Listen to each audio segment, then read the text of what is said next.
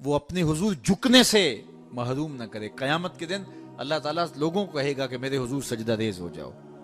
آج اگر کوئی نماز پڑھتا ہے یا نہیں پڑھتا، قیامت کے دن تو چاہے گا کہ میں اس کی حضور سجدہ ریز ہو جاؤں. جب سورج سوا نیزے پہ ہوگا پھر تو کوئی انکار نہیں ہوگا.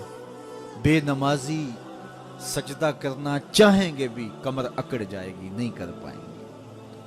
اللہ فرماتا ہے قرآن مجید کے اندر کچھ لوگ جہنم کو دھکیلے جا رہے ہوں گے. ان کے ملنے والے کوئی راستے میں ملیں گے، ان کو کہیں گے ما سالککم فی سقر، تم جہنم میں کیوں جا رہے ہو؟ تو وہ کیا کہیں گے؟ لم نکو من المصلین، ہم نماز نہیں پڑھا کرتے. ایک بار نہیں، دو بار نہیں، قرآن و حدیث میں 750 مرتبہ نماز کا حکم آیا. یار ایک بات میں آپ کو کہوں، ہمارے خطبہ کہتے ہیں کہو سبحان اللہ، تو سامعین نہ کہیں تو وہ ناراض ہو جاتے ہیں. کوئی مذاق کر دیں گے پھر سخت غصے میں آ جائیں گے. کئی تو ناراض ہو کے تقریر چھوڑ دیتے ہیں کہ میں تمہارے پاس آیا ہوں، تم زور سے سبحان اللہ بھی نہیں کہتے. تو 3 مرتبہ، 2 مرتبہ، 4 مرتبہ ایک مکرر ایک بات کہے اور آپ نہ مانیں یا میں نہ مانوں تو وہ ناراض ہو جاتا ہے. اور میرا رب ایک بار نہیں 750 مرتبہ کہہ رہا. نماز کا حکم اللہ اور اس کے رسول کی جانب سے 750 مرتبہ ہے. کتنا ڈھیٹ پنا ہے کہ بندہ پھر بھی اللہ کے حضور سجدہ ریزی کی توفیق نہ پائے، اور وہ کس طرح جو ہے وہ ڈٹائی کے ساتھ اپنی زندگی گزار دے. 5 گانا نماز شعار زندگی بنا لو. یہ دین ہے، اس کو اچھی طرح سے روحوں میں اتار لو. 5 گانا نماز کبھی بھی تم سے قضا نہ ہونے پائے. اور اگر ہو سکے تو سحری کے سجدوں کی بھی عادت ڈال. اس وقت رحمتیں اترتی ہیں، رزق بٹتا ہے، کرم نوازیوں کا نور اتر رہا ہے. یہ جو آپ کہتے ہیں گھر میں ٹینشن بہت ہے، پریشانیاں بہت ہیں، مسائل بہت ہیں، اپنے بھی دشمن ہو گئے، شریکہ برادری نے مار دیا، کتنے مسائل ہیں. آپ سجدے تہجد کے ادا کرنے شروع کر دیں، روح کو قرار آ جائے گا، باطن کو چین آ جائے گا. ایک روایت میں آتا ہے حدیث پاک میں کہ جب سحری کا وقت ہوتا ہے تو شوہر اٹھتا ہے اور اپنی بیوی کو کہتا ہے اللہ کی بندی تو بھی اٹھ اور اللہ کے حضور سجدہ ریزی کرے. سارے دن کی تھکی ہوئی خاتون اٹھ نہیں پاتی تو وہ خیر وضو کر کے واپس جب آتا ہے تو چلو میں تھوڑا سا پانی لے آتا ہے اور اپنی بیوی کے چہرے پہ چھڑک دیتا ہے اور مصلی بچھا کے نماز پڑھنے لگ جاتا ہے. تو بیوی اٹھتی ہے، دیکھتی ہے کہ میرا شوہر نماز پڑھ رہا ہے تو اس کو بھی خیال آتا ہے تو وہ بھی اٹھتی ہے، وضو کرتی ہے، شوہر کے قریب مصلی بچھا کے وہ بھی نماز پڑھنے لگ جاتی ہے. سحری کا وقت ہے، نیم اندھیرا ہے، کوئی دیکھنے والا نہیں. کبھی شوہر سجدے میں ہے، کبھی بیوی قیام میں، کبھی وہ رکوع میں ہے، کبھی یہ قومے میں ہے، کبھی وہ جلسے میں ہے. دونوں اللہ کے حضور سجدہ ریزیاں کر رہے ہیں. حدیث پاک میں آتا ہے دونوں کو دیکھ کے رب مسکرا رہا ہوتا ہے.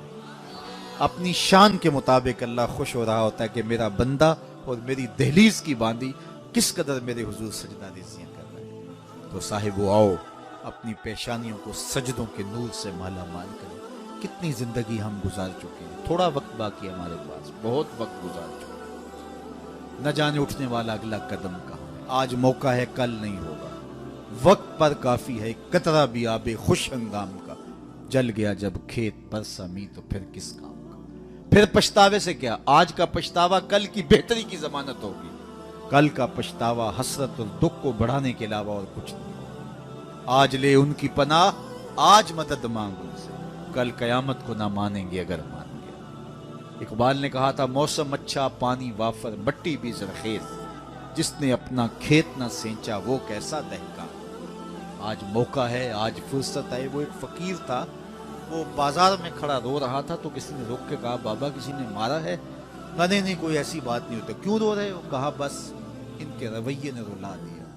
کیا مطلب؟ کہا گزر رہا تھا، ان کو دنیا میں کھوئے ہوئے دیکھا، دل میں ترس جاگا تو میرے خیال میں آیا ان بندوں کی رب سے صلح نہ کروا دوں. تو پھر کہا میں نے اس سے بات کی تو آواز آئی لے آ میری چوکھٹ پہ، ایک آنسو سے سارے گناہ معاف کر لے آ میری چوکھٹ. میں بڑا خوش ہوا، بہت خوش ہوا، اور میں نے ان سے کہا کہ آؤ اس کی چوکھٹ پہ، وہ تو معاف کرنے پہ آمادہ.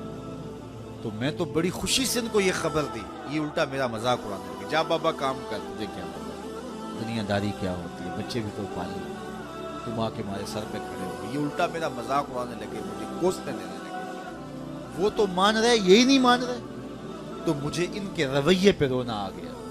اگلے دن وہی شخص قبرستان کے قریب سے گزرا، دیکھا کہ وہی بابا قبرستان میں کھڑا رو رہا ہے. تو پھر رک گیا، کہا بابا بازاروں میں بھی روتا ہے، قبرستانوں میں بھی روتا ہے. آج کیا ماجرا ہوا؟ وہاں کی بھی تو روشنی اکٹھی کرتے ہیں، وہاں بھی تو سخت اندھیرا ہے، وہاں تو وحشت ہے.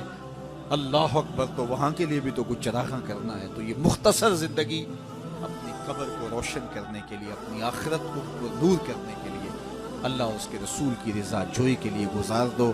اقبال کے سارے کلام کا رس نچوڑیں تو خلاصہ یہ نکلتا ہے کہ محمد سے وفا تو نے تو ہم تیرے ہیں، یہ جہاں چیز ہے کیا لوح و قلم تیرے ہیں. کہا ان سے وفا کر لو، پھر قلم بھی تمہیں دے دیں گے، تختی بھی تمہیں دے دیں گے، جو لکھنا ہوا خود ہی لکھ لینا. پھر تیری تقدیر کے فیصلے واشنگٹن میں نہیں ہوں گے، بلکہ خدا بندے سے خود پوچھے گا بتا تیری رضا کیا. شرط یہ ہے کہ جب دل کا رشتہ حضور سے جڑ جائے، قرآن اور صاحب قرآن سے جڑ جائے. آئیے میں اور آپ اپنی زندگی کو ان کے نام لگائیں. نماز عشاء کا وقت ہوا چاہ رہا ہے. میں جتنی باتیں کر لیں اگر ان پہ عمل ہو جائے تو میرے لیے اور آپ کے لیے اتنا ہی کافی ہے. اللہ ہمارے مولانا طاہر صاحب کو درجوں کی بلندیاں عطا کرے، ان کے کام کو کرے، ان کے رفقا، اراکین انجمن اور آپ جتنے لوگ تشریف لائے، آپ سب کو اس محفل کی برکتیں عطا دیں. اپنی نسلوں کو بچاؤ، اپنے بچوں کو درود و سلام کی لوریاں دو، اور ان کو حضور علیہ الصلوۃ والسلام کی محبت سکھاؤ، اور کبھی سجدے سے انہیں دور نہ رہنے دینا. ان کی پیشانیوں کو بچپن سے ہی سجدے سے آشنا کرو. بیٹیوں کو پردے کی تلقین کرو، بچپن میں ہی تلقین کرو، اور ان کو قرآن مجید پڑھنے کی تلقین کرو. اور سجدے سے کبھی ہمارے گھر نہ آشنا نہ ہو. کتنا خوبصورت گھر ہے کہ جب صبح کے اجالے پھوٹتے ہیں تو مرد مسجدوں کو نکل پڑتے ہیں اور بیٹیاں گھروں میں مصلے بچھا لیتی ہیں. اور کتنا بد نصیب ہے وہ گھرانہ کہ درختوں پر چڑیاں بھی رب کی تسبیح بول رہی ہوتی ہیں، حشرات سے پرندے نکل کر کے بھی اللہ کی تقدیس کے ترانے پڑھ رہے ہوتے ہیں، اور اس گھر سے نیند کے خراٹوں کی آواز آ رہی ہے. بد نصیب ہے وہ گھر، بدبخت ہیں وہ لوگ کہ جنہیں اللہ کے حضور سجدے کی توفیق نہیں. اللہ آپ کو، مجھے، سب کو اپنے حضور جھکنے کی توفیق دے. وآخر دعوانا ان الحمد للہ رب العالمین.